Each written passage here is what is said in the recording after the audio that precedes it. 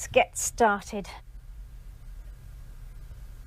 This is the speaking test of the International English Language Testing System taking place on Saturday the 11th of March at Beacon Centre, centre number BN367.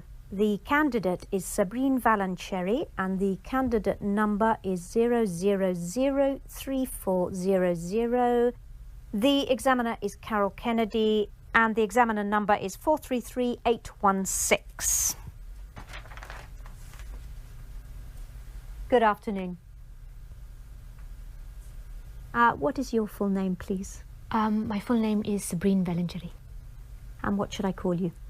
You can call me Saba. May I see your identification, please, Saba? Yes, here it is.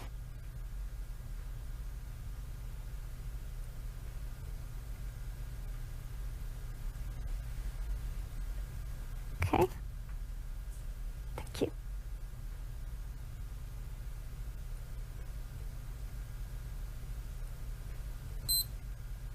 Now, in this first part, I'd like to ask you some questions about yourself.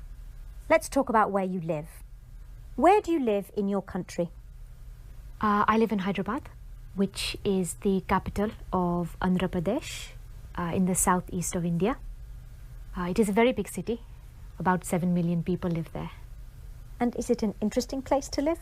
Oh yes, a very interesting place to live. Hyderabad has a very long history. So there are lots of ancient forts, mosques and other monuments. There is a very beautiful lake and there are also lots of wonderful markets. And will you live in Hyderabad in the future?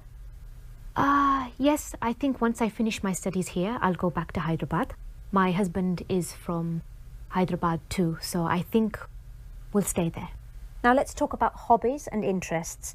What hobbies and interests are popular in your country? People have many different pastimes in my country. I think the most popular these days are things like gardening and do-it-yourself, which is when people, well, usually men, make things for their home. I think women tend not to have too many hobbies. You can't really call shopping a hobby. I think in the past, women used to fill up the leisure time that they had with craft activities, but sewing and knitting aren't so common these days. I think reading is still very popular, especially now these days with the new e-readers. And which hobbies and interests do you enjoy? Well, like a lot of people, my work takes up a lot of my time. And at the weekend, I like to meet up with my friends or go out with my husband. So I don't really have much time for hobbies. But I do read a lot, especially history and biography. Also, I love collecting art. So I go to a lot of art fairs. I really like colourful, abstract art, which really brighten up our homes. And what hobbies and interests did you have as a child? Gosh, that was a long time ago. Let me think. I used to collect key-rings. I think I had about 20 or 25. They were silly things really, but fun for a small child. I used to like painting and drawing. My parents were very supportive and they bought me a lot of oil paints, but I'm not really very talented. I also played the clarinet. I was in a junior orchestra. I remember once we played a concert and my reed broke during the first piece, and so I couldn't make any sound. And do you think parents should encourage their children to have a hobby or interest? Oh yes, very much so. I think it is very important for children to have something other than school, television and computers. Sometimes a hobby can turn into a very successful career, but even if it doesn't, it can help the child develop as a person as they learn about new things and meet new people who share the same hobby. Now let's move on to talk about the weather. Do you prefer hot weather or cold? I think I prefer cold weather. I know most people prefer hot weather, but it is always so hot in my country that it is such a nice change to feel the cold. Of course, in the cold, it's very easy to put on a hat and gloves to keep ourselves warm. Tell me about the weather in your country at different times of year. India is so big that there are many different climates. So I'll just talk about the weather in Hyderabad. Generally, we have a tropical wet and dry climate. That means that the summers, March to June, are hot. over 30 degrees and very humid. Sometimes it can reach over 40, which is just unbearable. At the end of the summer, the monsoon comes and it rains for about 3 months. After the rainy season, it's winter, which is quite short, just a couple of months. Which time of year did you enjoy most as a child? Well, I think like most children, I would say the summer, when we had the long school holiday. But I always preferred spring. There's something so lovely about when everything starts to grow again after the winter. You can almost smell it in the air. And has the weather changed much in your country in recent years? I don't think so, really. I know that in some countries the climate has been changing because of global warming, but where I live it seems to be the same. Just heat and rain. I have noticed something. In recent summers, when it's very hot, there have been many water shortages. I don't remember that happening when I was younger. Thank you. Now I'm going to give you a topic, and I'd like you to talk about it for 1 to 2 minutes. You have 1 minute to think about what you're going to say, and you can make some notes if you wish. Do you understand? Yes. There's your paper and pencil. And here's your topic. I'd like you to describe a gift or present that somebody gave you recently.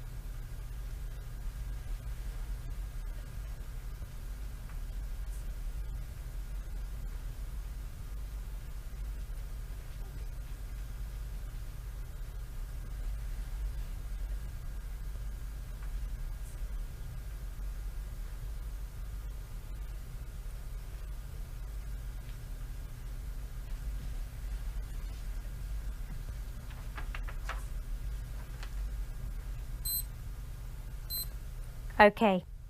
Now you have 1 to 2 minutes for this, so don't worry if I stop you.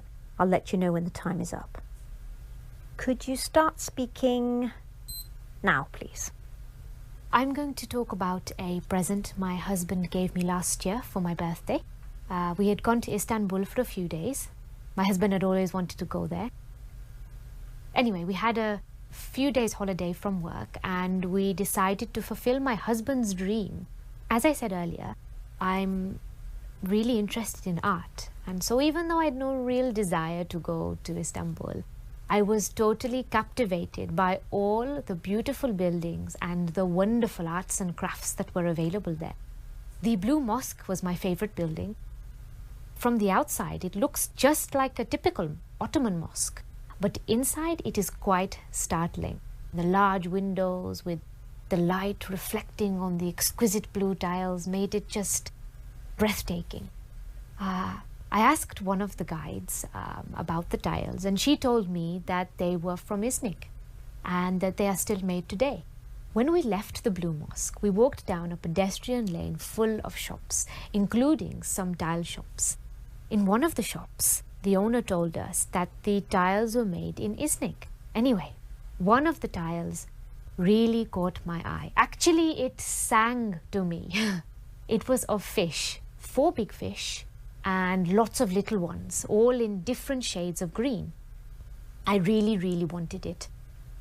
But when we asked the price, it was very high. Something like $300 American. Obviously, I knew we could negotiate, but it seemed such a high price that we just left. The next night, we went out for my birthday meal. Just as we were finishing the dessert, the waiter came over and handed me the most beautifully wrapped gift. I knew at once, because it was very heavy, that it was the fish tile. That's why Thank you. And does this person often buy you presents? Well, he's good at remembering my birthday and our anniversary, so he does usually buy me something nice then, but he doesn't just buy a present out of the blue. Thank you. Could I have the booklet, the pencil and the paper back, please? Thank you.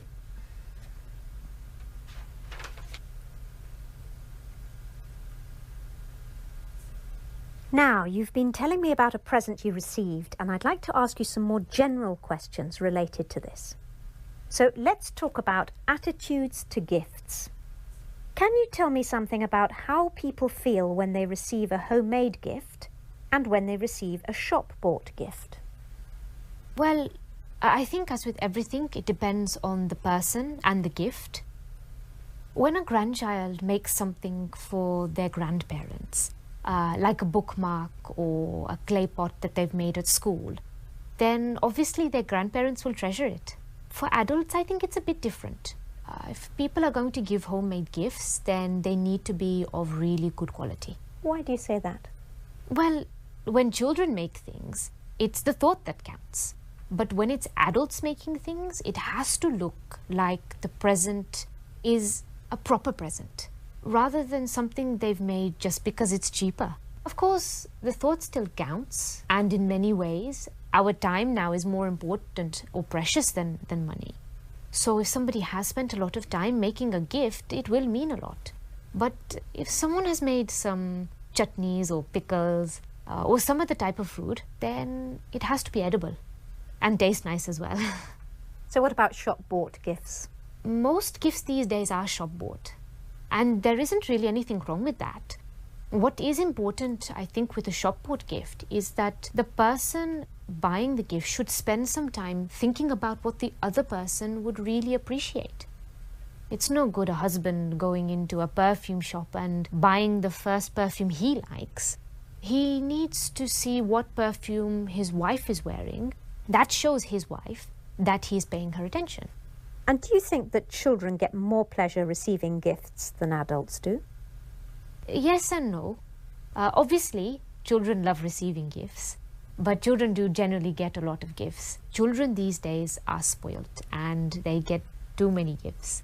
So the more gifts they get, the less they value them. Adults, on the other hand, generally have the resources to buy things for themselves. So if they really want something, they can buy it. Of course, this then makes present buying for adults much more difficult. But of course, there are things that we like that we can't really afford, or we can afford them but can't justify their expense. What sort of things are you thinking of? For women, it might be perfume or a day at the spa or a new pair of party heels. For men, usually something to do with their hobbies or books or CDs. Do you think that more people get more pleasure giving or receiving gifts? This is a tricky one. Why? Well, I think most people get pleasure out of both. Of course, it depends. We may not get a lot of pleasure out of giving gifts to children who we know may not appreciate them. But if we have found the perfect gift for someone we love and we know it's going to make them happy, well, then this will really fill our hearts with joy.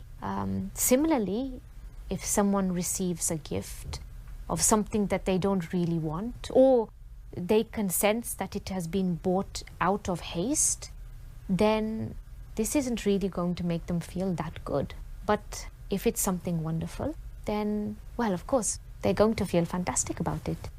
Let's move on to talk about the commercial aspects of giving. How much do advertisements influence people when they buy gifts?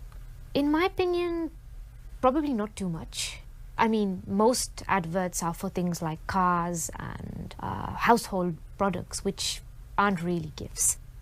Although a lot of young people like to be given new phones and other gadgets. So if a parent isn't sure which model to get, then they could be influenced by advertising. And do you think that some festivals have become commercialized as a result of the emphasis on buying gifts? Oh, yes, definitely. Yes. In fact, I think it's much worse than that. It's not just the old festivals becoming commercialized, but so-called new ones being created just for the sake of present giving. Can you tell me more about that? yes, things like Valentine's Day and Mother's Day, these aren't Indian traditions, but suddenly we find we have to buy a present for our spouse on Valentine's Day. And while it is nice to